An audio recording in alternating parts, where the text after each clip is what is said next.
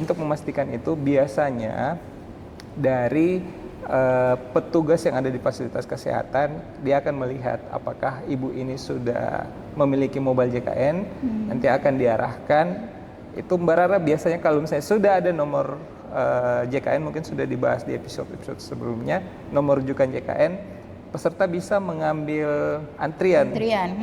Kalau misalnya dia sudah ada nomor rujukan JKN. Tapi memang karena beberapa masyarakat kita, khususnya di daerah perifer Provinsi Gorontalo ini, ada beberapa daerah yang mungkin belum menggunakan HP Android dan semacamnya, itu biasanya masih diterbitkan dalam bentuk kertas.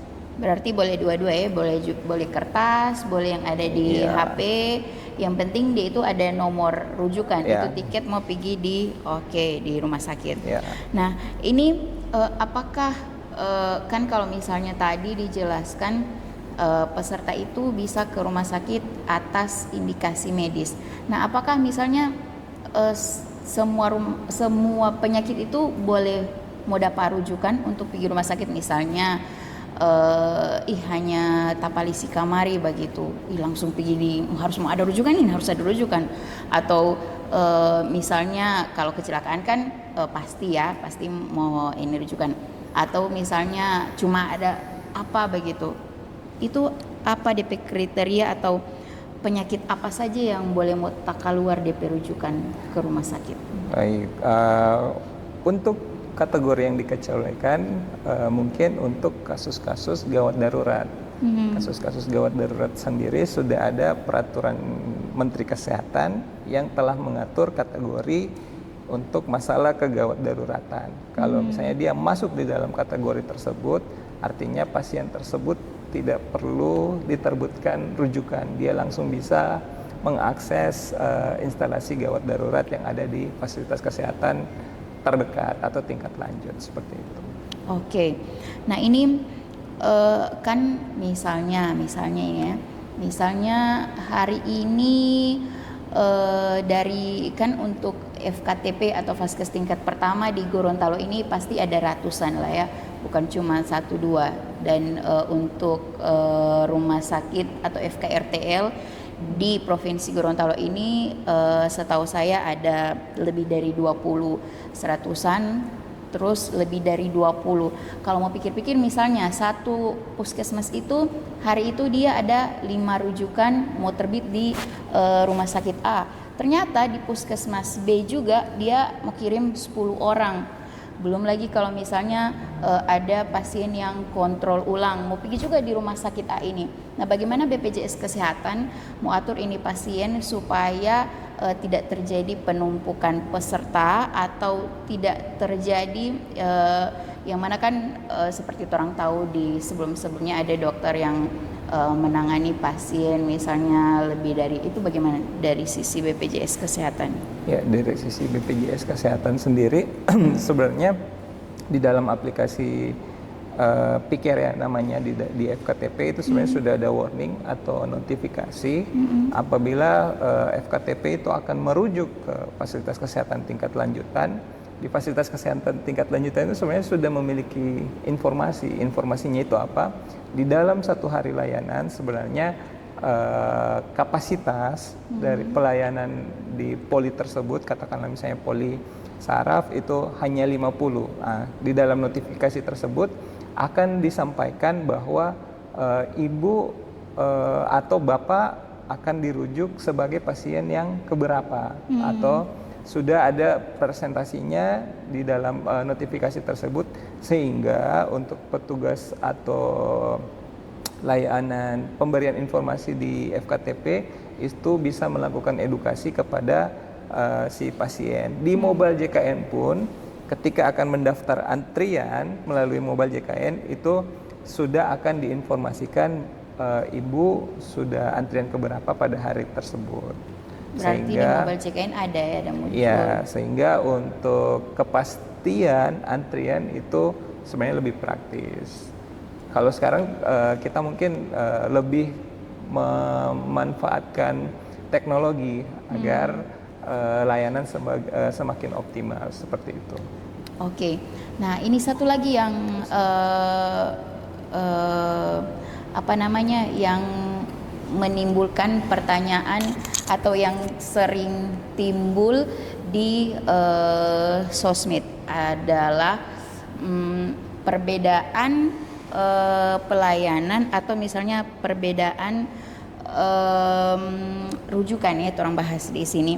Apakah ada perbedaan antara misalnya dia peserta mandiri, oh peserta mandiri ini oh belum boleh mau pergi di rumah sakit sana, baiknya dia pergi di rumah sakit sini.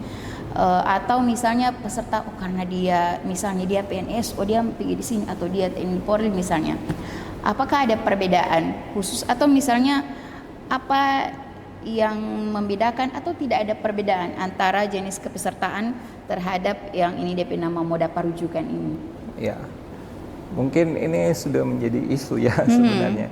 Tapi dari fasilitas kesehatan sendiri sudah berkomitmen untuk melalui janji layanan tidak ada diskriminasi layanan terhadap peserta JKN dulu. Tanpa melihat segmennya itu apa. Jadi di dalam rujukan pun dia tidak akan terbaca dia sebagai segmen PBI atau PPUPN atau apa, sehingga ini tidak boleh mengambil nomor antrian seperti yang tadi, atau ini belum boleh dirujuk ke rumah sakit A atau B atau C. Sebenarnya tidak seperti itu. Jadi lebih kepada yang tadi Mbak Rara bilang, indikasi medisnya apa atau kebutuhan medisnya apa, serta sarana atau penunjang apa yang diperlukan di dalam kebutuhan medisnya tersebut. Oke, jadi kalau pembahasan hari ini saya kasih bold begitu ya. Yang pertama itu indikasi medis, tidak ada pembatasan atau tidak ada perbedaan. Dan yang terakhir mungkin sama rata ya, sama ya sih. Tanpa diskriminasi. Iya, oke. Mungkin ada lagi yang mau sampaikan yang terlewat di sini atau yang mau pesan untuk sobat JKN di rumah? Kalaupun ada pesan dan kesan sebenarnya jaga kesehatan. Peserta JKN itu lebih, saat ini kita lebih meningkatkan kegiatan promotif dan preventif dari peserta JKN, sehingga kita harapannya itu derajat kesehatan masyarakat khususnya peserta JKN itu semakin baik, karena kalau melihat data pelayanan sampai dengan hari ini, tingkat katastrofik kita itu tidak lagi pada umur 40 tahun ke atas. Jadi yang muda-muda olos karena ya, terakhir kita ada data di mana umur 30 tahunan itu sudah mengalami gagal ginjal dan dia harus cuci darah, seperti itu. Oleh karena itu untuk sobat JKN atau peserta JKN diharapkan untuk dapat lebih ke arah promotif dan preventif, seperti itu. Oke, mungkin mau awali dari yang DP nama orang pernah bahas sebelumnya itu apa dulu yang Tibang Arul program ini? Screening kesehatan. Screening riwayat kesehatan itu boleh mau cek di aplikasi mobile JKN supaya untuk mencegah. Sebenarnya dari BPJS Kesehatan tidak membatasi ya untuk dari FKTP itu mau kasih keluar rujukan, tapi alangkah baiknya seperti Bang Agil bilang tadi, orang mau jaga diri supaya jangan sampai masih muda orang so misalnya tidak minta-minta so ada di bangsal cuci darah atau apa begitu.